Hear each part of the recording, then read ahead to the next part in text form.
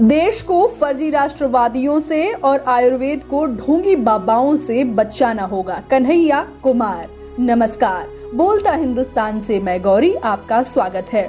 JNU छात्र संघ के पूर्व अध्यक्ष और सीपीआई नेता कन्हैया कुमार भी अब आयुर्वेद बनाम एलोपैथ की जंग में कूद पड़े हैं। उन्होंने रामदेव के बहाने फर्जी राष्ट्रवादियों और ढोंगी बाबाओं से देश को बचाने की बात कही है।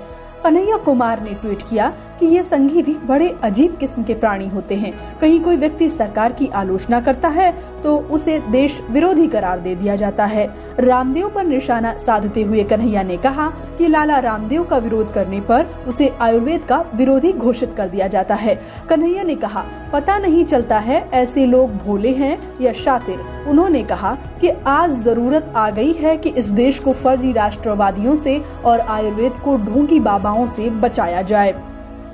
मालूम हो कि पिछले कुछ दिनों से देश में एलोपैथ और आयुर्वेद के बीच जंग छिड़ गई है और इस जंग की शुरुआत रामदेव के एक बयान से हुई है। रामदेव ने पिछले दिनों कहा कि एलोपैथ एक स्टूपिड और वाहियात मेडिकल साइंस है। इसके बाद इंडियन मेडिकल साइंस ने रामदेव के इस बयान पर गहरी नाराजगी जाहिर की।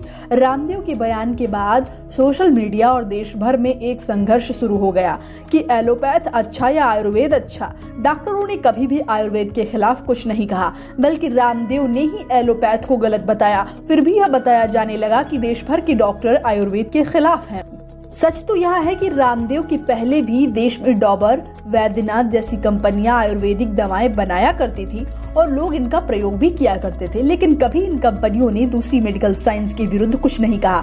देश के लोगों को भी एलोपैथ के साथ साथ आयुर्वेद पर भी भरोसा था। आयुर्वेदिक डॉक्टर भी मानते हैं कि जब आप बेहद गंभीर या इमरजेंसी की स्थिति में होते हैं तब आपको एलोपैथिक डॉक्टर के पास जाना चाहिए, और जब आप किसी सामान्य बीमारी का सामना कर रहे हैं और आपके पास इलाज के लिए पर्याप्त वक्त है तब आप आयुर्वेद की शरण में जा सकते हैं। इसमें कोई बहस या संदेह की बात नहीं है। लेकिन रामदेव जैसे लोग अपने कारोबारी लाभ के लिए आयुर्वेद बनाम एलोपैथ की जंग के लिए मैदान तैयार कर रहे हैं। इस जंग से भले ही रामदेव जैसे व्यापारियों को लाभ हो जाए, लेकिन आम आदमी को इससे नुकसान ही होगा।